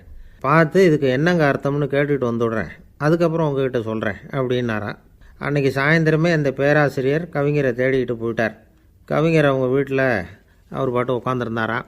இவர் போய் அவர் முன்னாடி உட்காந்தார். அப்புறம் கேட்டார், ஐயா, அந்த கவிதையின் முழு பொருள் என்னன்னு தெரிஞ்சுட்டு போகிறதுக்காக வந்திருக்கிறேன் அப்படின்னாராம். எந்த கவிதை அப்படின்னாராம் அவர். இவர் அந்த கவிதையை சொல்லியிருக்கார். கவிஞர் கொஞ்சம் யோசனை பண்ணிவிட்டு அப்புறம் சொன்னாராம், பேராசிரியரே, நீங்கள் கொஞ்சம் தாமதமாக வந்துட்டீங்கன்னாராம். இவருக்கு ஒன்றும் புரியல. நீங்கள் என்ன சொல்கிறீங்க? நான் தாமதமாக வந்துட்டேன்னா? நீங்கள் தான் உயிரோடு இருக்கிறீங்களே, அப்படி இருக்கும்பொழுது நான் தாமதமாக வந்துவிட்டேன்னா அது எப்படி அப்படின்னு இவர் குழம்பியிருக்கிறார். இப்போ கவிஞர் சொன்னாராம், ஐயா, நான் உயிரோடு இருக்கிறேன்னா இல்லையாங்கிறது முக்கியம் இல்லை. நான் அந்த கவிதை வரிகளை எழுதினப்போ 2 பேருக்கு அதோட அர்த்தம் தெரிஞ்சிருந்தது. இப்போ ஒரே ஒருத்தருக்கு தான் அதோட அர்த்தம் தெரியும் அப்படின்னாராம். பேராசிரியர் யோசனை பண்ணியிருக்கார். அப்படின்னா அந்த ஒருத்தர் கவிஞர் ராபர்ட் ப்ரௌனிங்கை தவிர வேறு யாராக இருக்க முடியும்? இவர் தான் அப்படிங்கிறத அவர் மனசில் நினச்சிக்கிட்டார். அதனால் சொன்னார், ஐயா, நான் தாமதமாக வரல, அந்த கவிதையின் பொருள் என்ன அது சொல்லுங்கன்னார். பேராசிரியரே, நான் சொல்கிறது உங்களுக்கு புரியலன்னு நினைக்கிறேன். நான் இந்த வரிகள் எழுதினப்போ 2 பேருக்கு அதோட அர்த்தம் தெரிஞ்சிருந்தது. அந்த 2 பேர் யாருன்னா, ஒருத்தர் ராபர்ட் ப்ரௌனிங், அதாவது நான், இன்னொருத்தர் கடவுள். இப்போ அது கடவுளுக்கு மட்டும்தான் தெரியும். நானே இதை பற்றி பல தடவை யோசனை பண்ணி பார்த்தேன். இது ரொம்ப அழகானது, ஆனாலும் ரொம்ப வழுக்கலானது. அதை பிடிச்சிட்டோம்னு நினச்சிக்கிட்டு இருக்கும் பொழுதே காற்று மாதிரி அது உங்ககிட்ட இருந்து ஓடி போயிடுது. எனக்கு ரொம்பவும் வருத்தமாக தான் இருக்குது. நிச்சயமாக நான் தான் இந்த வரிகளை எழுதியிருக்கிறேன். அதில் அர்த்தம் இருக்குங்கிறது எனக்கு தெரியும். அதை நான் உணர்றேன். ஆனால் நீங்கள் என்னை மன்னிக்கணும். எனக்கே கூட அதை என்னால் விளக்க முடியல. அப்படி இருக்கும் பொழுது உங்களுக்கு எப்படி அதை நான் விளக்க முடியும் அப்படின்னாரா அந்த கவிஞர். அனுபவிக்கப்படக்கூடிய எல்லாமே விளக்கப்படக்கூடிய ஒன்றல்ல, விளக்கப்படும் எல்லாமே அனுபவிக்கப்படக்கூடிய ஒன்றல்ல அப்படிங்கிறது ஞானிகளுடைய கருத்து. அதுக்காக தான் அந்த சம்பவம். வாழ்க்கையில் நீங்கள் தொடர்ந்து ஆய்வு செய்து கொண்டே இருக்கக்கூடிய விளக்கங்களை ஒருபோதும் அடைய முடியாத பரிமாணங்கள் இருக்கிறதுனால தான் அது அலுப்பு தட்டாமல் இருக்குது. உங்களால் நிறைய அனுபவிக்க முடியும். இருந்தாலும் நீங்கள் அனுபவித்து அறிந்த விஷயங்கள் கூட வார்த்தைகளால் விளக்கப்பட முடிவதில்லை அப்படிங்கிறது பெரியோர் சிந்தனை. இதெல்லாம் ஒரு பக்கம் இருக்கட்டும். நமக்கு தெரிஞ்ச பேராசிரியர் ஒருத்தர் 1 மணி நேரம் ரொம்ப விவரமாக வகுப்பு எடுத்தார். கடைசியாக சொன்னார், மாணவர்களே, ரொம்பவும் எளிமையாக விளக்கமாக எல்லா விவரமும் சொல்லியிருக்கிறேன். அதனால் இதில் உங்களுக்கு சந்தேகம் வர்றதுக்கு வாய்ப்பே இல்லை. இருந்தாலும் கேட்க வேண்டிய கடமை கேட்குறேன். இது வரைக்கும் நடத்தினதில் யாருக்காவது ஏதாவது சந்தேகம் உண்டா அப்படின்னு கேட்டாராம். எனக்கு ஒரே ஒரு சந்தேகம்தான் சார் அப்படின்னு எழுந்திரிச்சு நிற்கிறான் ஒருத்தன். என்னன்னு கேட்டாராம். இது வரைக்கும் நீங்கள் என்ன பாடம் சார் நடத்துனீங்க அப்படின்னானா அவன். அந்த ஆள் என்னை கண்ணாப்புண்ணான்னு திட்டிவிட்டான் சார். அதை நினச்சா எனக்கு ரொம்ப வருத்தமாக இருக்குது அப்படின்னு சொல்லி கவலைப்பட்டார் ஒருத்தர். இதில் கவலைப்படுறதுக்கு என்ன இருக்குது அப்படின்னார் ஒரு பெரியவர். அவர் ஒரு மகான். என்ன சார் இப்படி சொல்கிறீங்க? ஒருத்தர் நம்ம பார்த்து திட்டுனா வருத்தமாக இருக்காதா அப்படின்னார். அது எப்படி வருத்தமாக இருக்கும்? திட்டுறதுங்கிறது என்ன? அது வெறும் சத்தம் தானே அப்படின்னார் அந்த பெரியவர். நம்ம ஆளுக்கு தலையை பிச்சுக்கலாம் போல் இருந்தது. இருக்காது அப்படின்னா நமக்கே அப்படி தானே தோணுது. அந்த பெரியவர் சொல்கிறது ரொம்ப பெரிய விஷயம். அதை நாம் புரிஞ்சிக்க முயற்சி பண்ணலாம்னா நடைமுறை வாழ்க்கைக்கு அது ஒத்து வர்றது மாதிரி தெரிய மாட்டேங்குது. இருந்தாலும் அந்த பெரியவர் அதுக்கு என்ன தான் விளக்கம் கொடுக்குறாருன்னு பார்ப்போமே. ஒரு ரயில் போயிட்டுருக்கு. அதில் ஒரு சாது போயிட்டுருக்கார். அந்த ரயில் அவர் ஹரித்வாரம் போயிட்டுருக்கார். அவர் ரயிலில் ஏகப்பட்ட கூட்டம். நம்ம ஊர் ரயில் கேட்க வேணும். டிக்கெட் வாங்கிட்டு கொஞ்சம் பேர், வாங்காத கொஞ்சம் பேர், அது என்னத்துக்கு அனாவசியமாக டிக்கெட் அப்படிங்கிற நினப்பில் பாதி பேர். இந்த கூட்டத்துக்கு மத்தியில் அந்த சாதுவும் போயிட்டுருக்கிறார். உட்கார்றதுக்காக இருந்த இடத்துல ஒரு ஆள் படுத்துருக்கிறான். கொஞ்சம் முரட்டு ஆசாமி. அவன் கால் பக்கத்தில் கொஞ்சோண்டு இடம் பாக்கி இருந்தது. அந்த இடத்துல இந்த சாது உட்காந்துருந்தார். மெதுவாக உட்காந்துக்கிட்டார் போய். ஆனால் அந்த ஆள் ராத்திரி பூரா இவரை காலால் உதச்சிக்கிட்டே இருக்கிறான். அது இவருக்கு ரொம்ப அவமானமாக பட்டுது. அதனால் துக்கம் ஏற்பட்டுது. இருந்தாலும் அதை ஒரு மாதிரியாக சகிச்சுக்கிட்டே இவர் வந்து சேர்ந்தார். பொழுது விடிஞ்சுது. அந்த சாது ஹரித்வார் வந்து சேர்ந்தார். அங்கே ஒரு பெரிய ஞானியை சந்தித்தார். ராத்திரி ரயிலில் அந்த ஆள் உதைச்சதையும் அதனால் தனக்கு ஏற்பட்ட துக்கத்தையும் இந்த சாது அந்த ஞானிகிட்ட சொன்னார். சொல்லிவிட்டு, ஏன் சுவாமி, எனக்கு துக்கம் ஏற்பட்டதே அது தப்பா அப்படின்னு கேட்டார். தவறு தான்னார் அந்த ஞானி. உனக்கு இன்னமும் தேக அபிமானம் போகலைங்கிறது தான் அது காட்டுது. அஷ்டாவக்கிரர் என்ன சொல்கிறார் தெரியுமா? உண்மையான ஞானி யாராவது தன்னை வந்தனை செய்தால் அதற்காக சந்தோஷப்பட மாட்டார், யாராவது நிந்தனை செய்தால் அதற்காக வருத்தப்பட மாட்டார் அப்படின்னு சொல்கிறார். நிந்தனைங்கிறது ஒரு ஒலி தான். தேகாபிமானம் இருக்கிற வரைக்கும் இந்த ஒலி நம்மளை வந்து வேதனைப்படுத்தும். நான் தேகம் இல்லை, ஆத்மா அப்படிங்கிற நினைவு இருந்தால் இந்த ஒலி நம்மளை பாதிக்காது. மனு என்ன சொல்கிறார் தெரியுமா? ஒரு சாதகன் பாராட்டுதலை விஷம்னு நினச்சி பயப்படணும், அவமானத்தை அமிர்தம்னு நினச்சி சந்தோஷப்படணுங்கிறார். அவமானப்பட்டால் கவலைப்படாமல் எப்படி இருக்க முடியும் அப்படின்னு தான் நமக்கு தோணும். அதனால தான் நம்மளில் யாரும் இதுக்கு உதாரணமாக யாரையும் காட்ட முடியல. புத்தரையும் கபீரையும் உதாரணமாக காட்டுறாங்க. அவங்களுக்கெல்லாம் அவமானம் ஏற்பட்டப்போ கவலையே படலையாம்.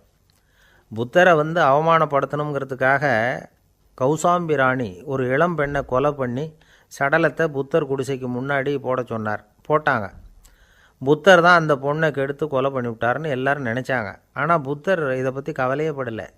அப்புறமா உண்மை தெரிஞ்சதும் புத்தர் புகழ் இன்னும் அதிகமாகிட்டுது. ஒரு பெரிய சபையில் ஒரு மோசமான பொண்ணு நுழைஞ்சி தனக்கும் கபீருக்கும் சம்பந்தம் உண்டுன்னு சொன்னான். கபீர் கவலைப்படலை. அவங்க மாதிரியெல்லாம் நாமளும் இருக்க கற்றுக்கணும்.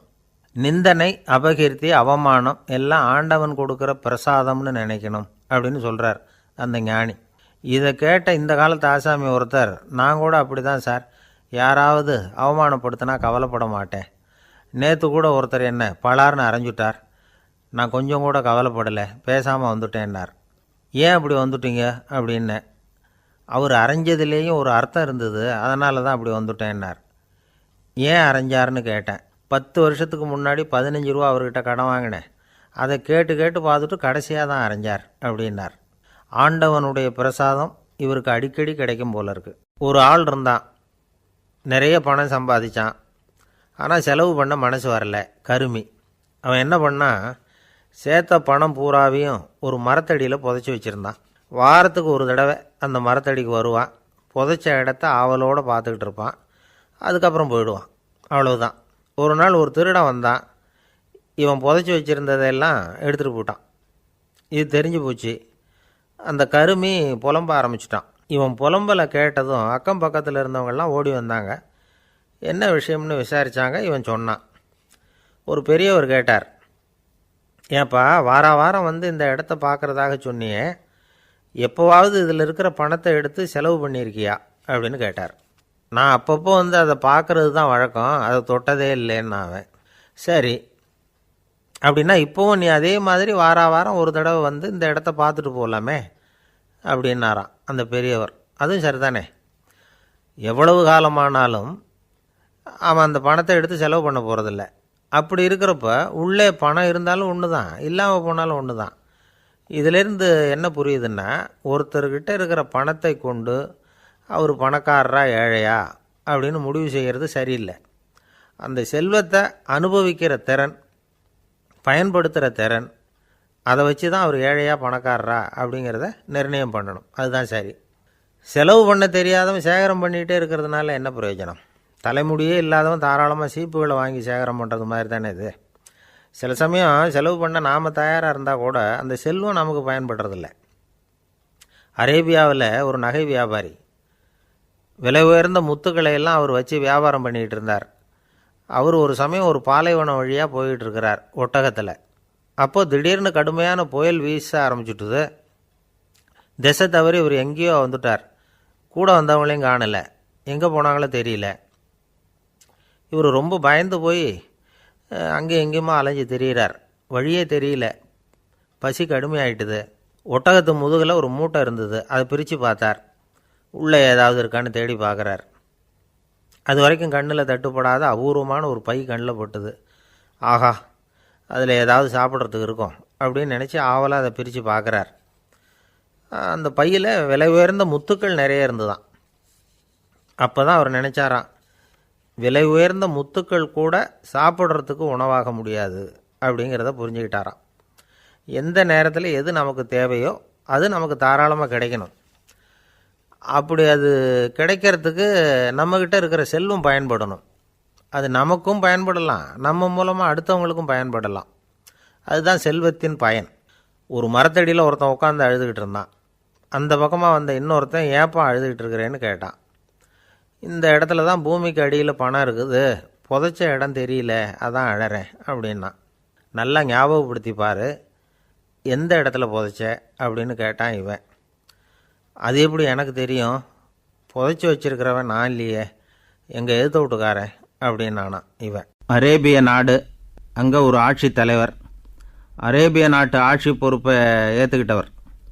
அவர் ஆட்சி பொறுப்பை ஏற்றுக்கிட்ட பிறகு ஒரு நாள் ஒரு தெருவில் நடந்து போய்கிட்டு இருந்தார்.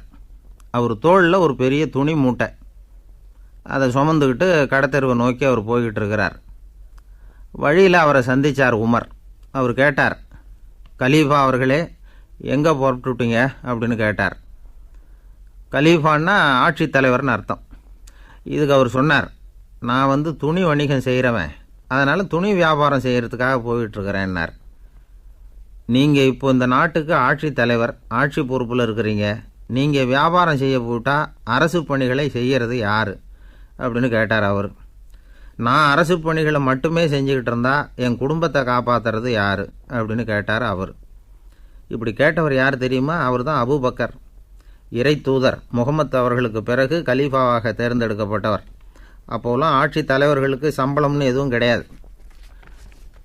இந்த பிரச்சனையை எப்படி தீர்க்கிறதுன்னு யோசனை பண்ணார் உமர். அபு உபைதா அவர்கள்கிட்ட அழைச்சிட்டு போனார்.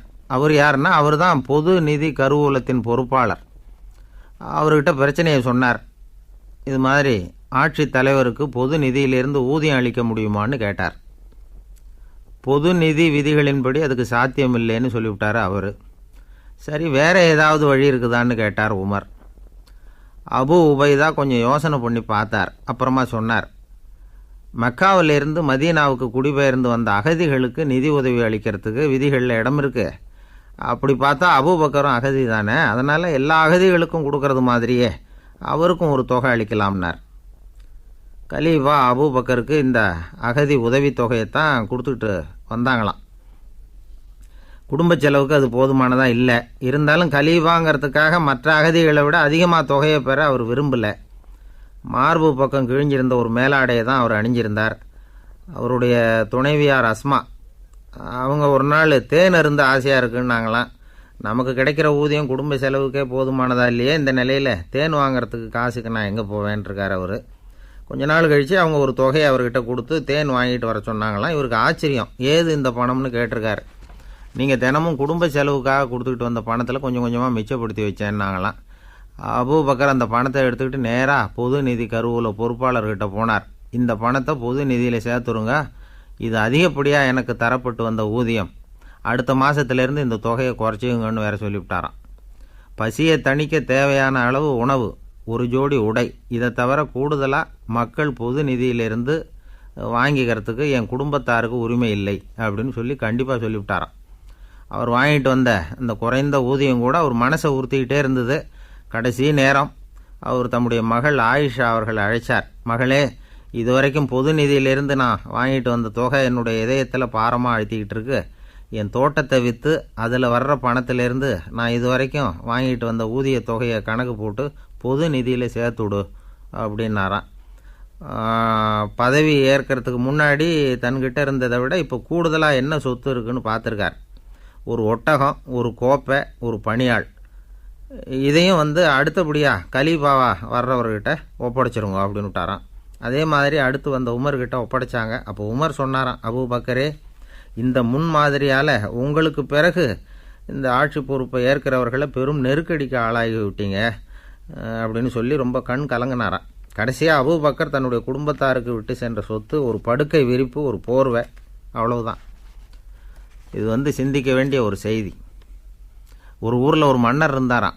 அமைச்சர் அவர்கிட்ட சொன்னாராம், மன்னா, நம்ம ராஜ்யத்தில் இனிமே லஞ்ச ஊழலே இருக்காதுன்னாராம். ஆஹா, அப்படின்னா ஊழல் பேர் வழிகளையெல்லாம் நாடு கடத்தியாச்சா அப்படின்னு கேட்டிருக்காரு மன்னர். இதுக்கு அவர், அப்படி இல்லைங்க, இனிமேல் கொடுக்கறதுக்கு ஜனங்கள்கிட்ட பணமே இல்லை அப்படின்னாராம். 1816 வருஷம் செப்டம்பர் மாதம் 11ஆம் தேதி பிரான்ஸ் தேசத்தில் உள்ள ஒரு மருத்துவமனை.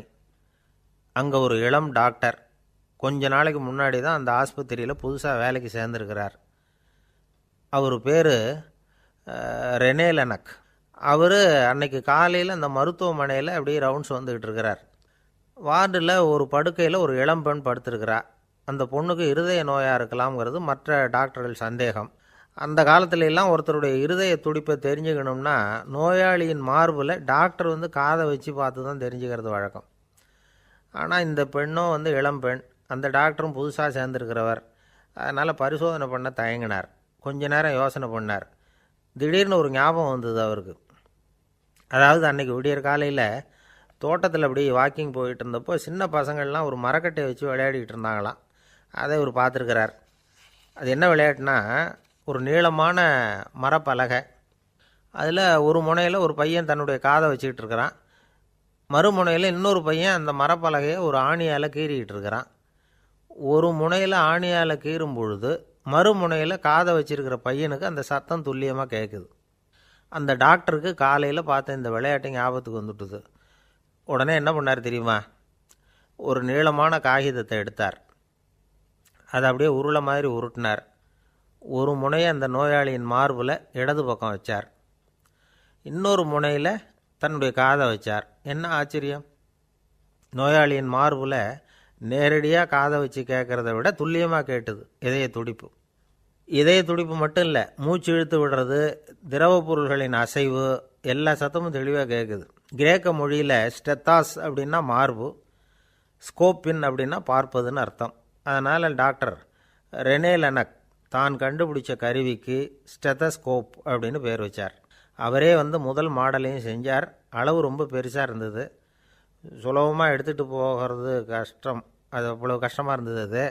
அதனால் அவரே அதை அப்புறம் 2 பிரிவாக தயார் பண்ணார். இது 2 துண்டையும் டாக்டர் தன்னோட கோட்டு பாக்கெட்டில் வச்சுக்கலாம், தேவைப்படுறப்ப எடுத்து ஒன்றா சேர்த்துக்கலாம். இப்படி தான் அவர் ஆரம்பத்தில் பண்ணார்.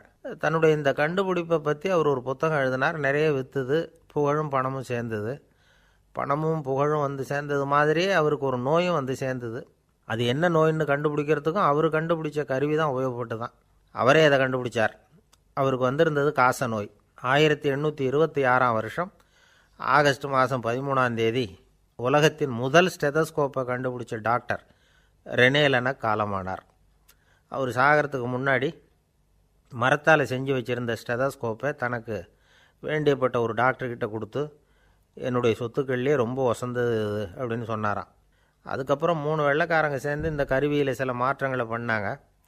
ஆனால் 1829 லண்டனில் டாக்டர் நிக்கோலஸுங்கிறவர் ஒரு காதால் இதய துடிப்பை கேட்குறத விட டாக்டர் 2 காதாலையும் கேட்குறது தான் சரியாக இருக்கும் அப்படின்னு ஒரு கருத்தை வெளியிட்டார். அதுக்கப்புறம் ரொம்ப காலம் கழித்து 1852 ஜார்ஜ் காமான் அப்படிங்கிறவர் ரப்பர் டியூப்களை உபயோகப்படுத்தி 2 காதாலையும் கேட்குற மாதிரி ஒரு புதிய வடிவத்தை அதுக்கு கொடுத்தார். அதுக்கு பிறகு அது படிப்படியாக எவ்வளவோ மாற்றங்கள் இருந்தாலும் ஆரம்பத்தில் டாக்டர் ரெனே லெனக் உருவாக்கின அடிப்படை மாடலை யாரும் மாற்றி அமைக்கலைங்கிறது தான் முக்கியமான விஷயம். நமக்கு தெரிஞ்ச ஒரு ஆஸ்பத்திரி, அதில் ஒரு நோயாளி, காலை நேரத்தில் நர்ஸு அந்த பக்கமாக போயிட்டு இருந்தாங்க. அதை பார்த்துட்டு ஒரு நர்ஸுன்னு கத்துறார். நர்ஸு அவசரமாக ஓடி என்ன விஷயம்னு கேட்டாங்க. சிஸ்டர், இங்கே பாருங்கள், உங்கள் டாக்டரை என் நெஞ்சில் அவர் காதை வச்சு கேட்டுக்கிட்டு இருக்கிறார் அப்படின்னார் நோயாளி. சிஸ்டர் பதட்டப்படாமல், அதனால் என்ன, இந்த டாக்டர் பழமையான விஷயங்களில் ரொம்ப நம்பிக்கை உள்ளவர், அதனால் ஸ்டெதாஸ்கோப்பை உபயோகப்படுத்தாமல் காதை வச்சு கேட்குறார், அது ஒன்றும் தப்பு இல்லை அப்படின்னாங்களாம். ஐயோ, அதுக்காக இல்லை சிஸ்டர், இவர் என் நெஞ்சு மேலே தலையை வச்சது நேற்று ராத்திரி 9 மணி, இப்போ விடிஞ்சு போச்சு, இன்னமும் தலையை எடுக்கவே இல்லை, அதுக்காக தான் சந்தேகப்பட்டு உங்களை கூப்பிட்றேன் அப்படின்னாராம். இந்த உலகமே ஒரு நாடக மேடை, நாம் எல்லாரும் நடிகர்கள். இது ஞானிகள் சொல்கிறது. இது ஒரு பக்கம் இருக்கட்டும். இந்த உலகத்துக்குள்ளே எத்தனையோ நாடக மேடைகள், எத்தனையோ நடிகர்கள், எத்தனையோ நாடகங்கள், இதெல்லாம் எப்படி ஆரம்பமாச்சு? அதுதான் இன்றைக்கி தகவல். அதாவது ஆதி மனிதன் பேச ஆரம்பிக்கிறதுக்கு முன்னாடி சைகையாலேயே எல்லாத்தையும் சொல்லிகிட்டு இருந்தான். அதனால் அப்போவே நடிப்பு ஆரம்பமாயிட்டுது. முதல்ல ஒரு வேட்டையைத்தான் அவன் நடித்து காட்டியிருப்பான். இவன் எப்படி போனான், எதிரில் மிருகம் எப்படி வந்தது, அதோடு எப்படி சண்டை போட்டான், எப்படி அடித்து கொண்டுகிட்டு வந்தான், இதை அப்படியே மற்றவங்களுக்கு நடித்து காட்டியிருப்பான். ஏன்னா மொழி கிடையாது. இந்த காலத்துலலாம் நாடகங்களில் நடிக்கிறவங்கள நடிகர்கள்ங்கிறோம். ஒரு காலத்தில் இவங்களுக்கு என்ன பேர் தெரியுமா? திஸ்பியர்கள் அப்படின்னு பேரான். இதுக்கு காரணம் உண்டு. அதாவது 2000 வருஷத்துக்கு முன்னாடி கிரீஸ் நாட்டில் திசிபியஸ் அப்படின்னு ஒரு ஆள் இருந்தான். அவன் ஒரு பெரிய நாடக கலைஞன். அவன் சில இளைஞர்களை சேர்த்துக்கிட்டான், பயிற்சி கொடுத்தான், நாடக குழுவை உருவாக்கினான். நடிகர்களையும் நாடகத்துக்கு தேவையான பொருள்களையும் ஏற்றிக்கிட்டு போகிறதுக்கு ஒரு வண்டியையும் தயார் பண்ணான். அந்த வண்டியிலேயே அவன் கிரேக்க நாடு பூராவும் சுற்றினான். ஊர் ஊராக நாடகம் போட்டான். ஒரு ஊருக்கு போனதும் அங்கே நாடகம் நடத்த தியேட்டர் இருக்கா அப்படிங்கன்னெல்லாம் பார்க்குறது இல்லை அவன். ஏன்னா அப்போலாம் தியேட்டர்னா என்னென்ன தெரியாது. நாடகம்னா அதை ஒரு மூடிய கொட்டைக்குள்ளே தான் நடத்தணுங்கிறது அப்போ யாருக்குமே தோணலை. இந்த வண்டி போகும், அதுவே ஒரு பகுதி, அப்படியே ஒரு மேடை மாதிரி விரிச்சிக்கும். அதில் ஏறி நின்றுக்கிட்டு நாடகத்தை நடித்து காட்டுவாங்களாம். மக்கள்லாம் எதிரில் தரையில் உட்காந்து அதை பார்த்துக்கிட்டு இருக்கிறது. உலகத்தின் முதல் நடமாடும் தியேட்டர் இது தானே. இந்த திசிபிஎஸ் தான் முதலாக உலகத்தில் நாடகங்கிற பொழுதுபோக்கை நடத்தி காட்டினவன் அப்படின்னு சொல்கிறாங்க. அவன் சொந்தமாக நாடகம் எழுதுனான், நடித்தான், நாடகத்தை இயக்கினான். அதனால தான் அவனை first man of the theatre அப்படின்னு சொல்லுவாங்க. அவன் தான் நாடக மேடையின் முன்னோடி. கிரேக்கர் காலத்திலேயே நாடக ஆசிரியர்கள், நடிகர்கள், ரசிகர்கள் இவங்கள்லாம் உருவாயிட்டாங்களாம். நாடகத்தின் சரித்திரத்தில் இந்த 3 பிரிவும் ரொம்ப முக்கியம். அதாவது கிரேக்க தியேட்டர்கள்லாம் திறந்த வெளி மேடைகள் தான். பெரும்பாலும் மலைச்சரிவுகள், அதுவே படிப்படியாக பண்ணியிருப்பாங்க. கீழே அரைவட்ட வடிவில் மேடை, அதுக்கு ஆர்கெஸ்ட்ரான்னு பேர். பிற்காலத்தில் இதில் உட்காந்து இசைக்குழுவினர் வாய்ச்சதுனால இசைக்குழுவுக்கே ஆர்கெஸ்ட்ராங்கிற பேர் வந்துட்டுது. இப்போது கிரேக்க தியேட்டர்களில் ஒன்று, அதோட காலம் கிமு 340. அதை இன்னமும் பாதுகாத்து வச்சுருக்கிறாங்களாம். எபிடாரஸ் அப்படிங்கிற இடத்துல அது இருக்குதான். இன்னமும் அந்த தியேட்டரை பயன்படுத்திக்கிட்டு வர்றாங்களாம். சிறந்த கிரேக்க நாடகங்கள்லாம் அங்கே நடிக்கிறாங்களாம். ஆரம்ப காலத்திலேயே கட்டணம் கிடையாது. அப்புறம் பின்னாடி தான் நுழைவு கட்டணம்லாம் அப்படியே வந்துட்டு தான். நடிகர்கள் பளபளப்பான ஆடைகள் உடுத்தியிருப்பாங்களாம். இந்த குதிகால் உயர்ந்த காலணிகள் போட்டிருப்பாங்களாம். இதெல்லாம் பழைய குறிப்புகள். பலவிதமான உருவங்களில் மாஸ்க் அப்படின்னு சொல்லப்படுற முகமூடி. அதனால் ஒரே நடிகர் பல வேடங்களில் நடிக்கிறது உண்டான். ஆரம்பத்தில் பெண் நடிகர்கள் கிடையாது, எல்லாம் ஆண் நடிகர்கள் தான். ரோமானியர்கள் தான் முதல் நிரந்தர நாடக மேடையை கட்டினவங்க. அதுதான் முதல் தியேட்டர். கிமு 1048 காலகட்டத்தில் பாம்பிங்கிற நகரத்தில் அதை கட்டியிருக்கிறாங்களாம். கிரேக்க ரோமானிய தியேட்டர்களின் அடிப்படையிலேயே இந்த இத்தாலிய வடிவ அமைப்பாளர்கள் இந்த குதிரை லாட வடிவில் ஒரு ஆடிட்டோரியத்தை உருவாக்கினாங்களாம்.